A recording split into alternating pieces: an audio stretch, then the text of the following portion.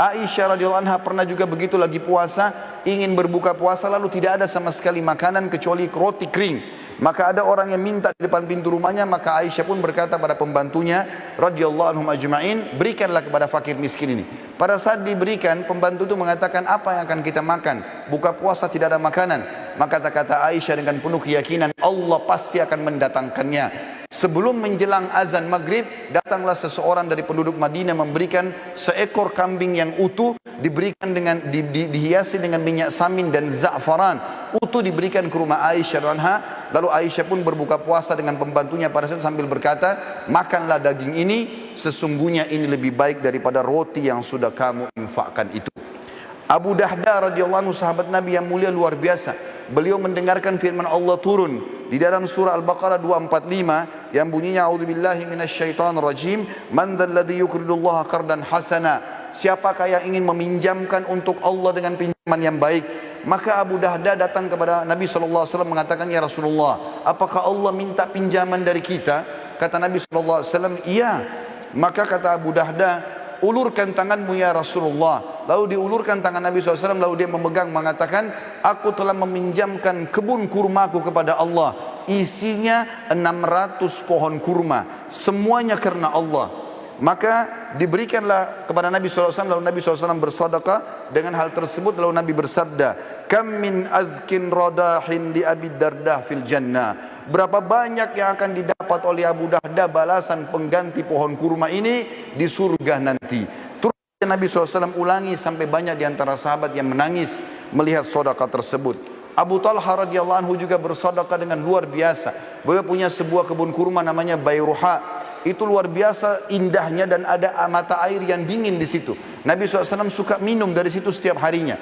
Maka dia pun berkata, ya Rasulullah, aku telah membaca firman Allah dalam surah Al-Imran ayat 92 yang bunyinya, a'udzubillahi minasyaitonirrajim, lan tanalu birra hatta tunfiqu mimma tuhibbun wa ma tunfiqu min syai'in fa innallaha bihi alim.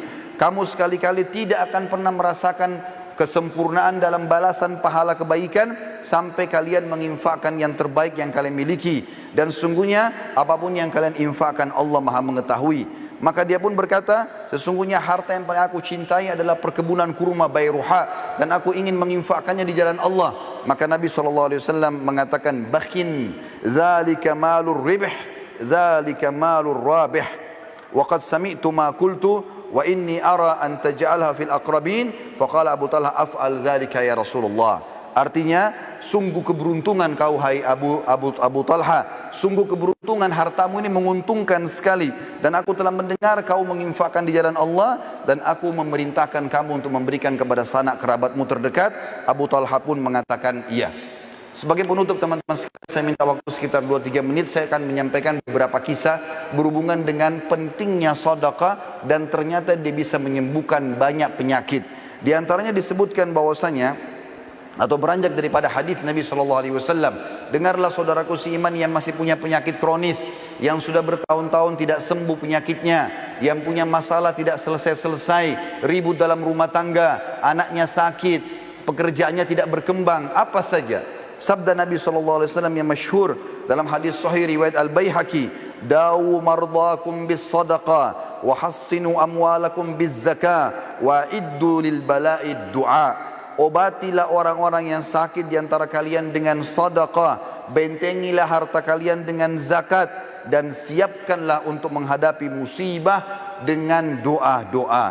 Ibnu Qayyim berkata, setiap dokter yang tidak mengobati pasiennya dengan memeriksa hati, kebaikan dan kekuatan ruh, dan menguatkan hal-hal tersebut dengan memerintahkan pasiennya bersedekah, berbuat kebaikan dan kebajikan, juga bertaubat dan mengingat akhirat, maka dia bukanlah seorang dokter yang hakiki, tapi dia dokter yang baru saja belajar. Disebutkan dalam sebuah kisah bahwasanya seseorang datang kepada Abdullah bin Mubarak. Dia mengatakan, hai Abdullah bin Mubarak, seorang ulama tabi'in, lututku telah mengeluarkan nanas selama 7 tahun.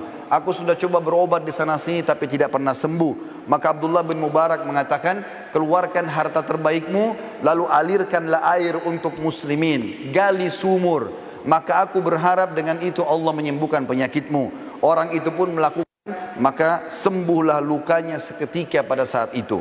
Seorang ibu lagi divonis sakit keras, tidak bisa sembuh lagi, maka anaknya keluar mencari fakir miskin dan bersedekah. Pada saat dokter mengatakan sudah tidak akan pernah sembuh lagi, ternyata ibu tersebut setelah si anak mencari orang miskin dan sengaja bersedekah untuk itu, maka Allah sembuhkan ibunya dari penyakit kronis. Allah subhanahu wa ta'ala juga dalam kisah yang lain mengangkat penyakit kanker dari seorang laki-laki yang sudah divonis tidak akan pernah bisa meninggal, tidak akan bisa hidup lagi. Dari Saudi dia berangkat ke Eropa untuk membiayai kankernya, dan ini ada beberapa organ tubuh yang harus dirusak dan diangkat. Maka dia pun pulang ke negaranya, pamit dengan kerabat-kerabatnya, mungkin dia akan meninggal setelah operasi ini, menyusun seluruh harta-hartanya. Pada saat dia menuju ke bandara, dia temukan ada satu orang miskin di pinggir jalan. Lalu dia pun memberikan harta yang terbaiknya pada saat itu. Setelah dia tanya, ternyata ada seorang ibu yang mengumpulkan tulang-tulang bekas makanan orang di pinggir jalan. Ditanya, kenapa anda kumpulkan tulang-tulang ini ibu? Dia mengatakan, karena saya ingin memasak buat anak saya yang sudah berapa hari tidak makan. Maka dia pun memberikan harta terbaiknya sekitar 5.000 real pada saat itu. Lalu dia pergi berangkat ke Eropa dengan tidak berpikir kalau sedekah itu bisa membantunya. Begitu tiba di rumah sakit, maka dokter semuanya mengatakan, kamu sudah berobat kemana? Kenapa tiba-tiba kankermu sudah tidak ada? Apa kau permainkan kami? Kata dia, sama sekali saya tidak pernah berobat ke dokter, tidak berobat ke rumah sakit, tapi saya sudah mengeluarkan sedekah di jalan Allah. Maka dokter-dokter tersebut pun mengatakan, sungguh ajaran agamamu benar. Lalu mereka akhirnya masuk Islam justru karena sembuh, atau orang ini sembuh dari penyakit kanker.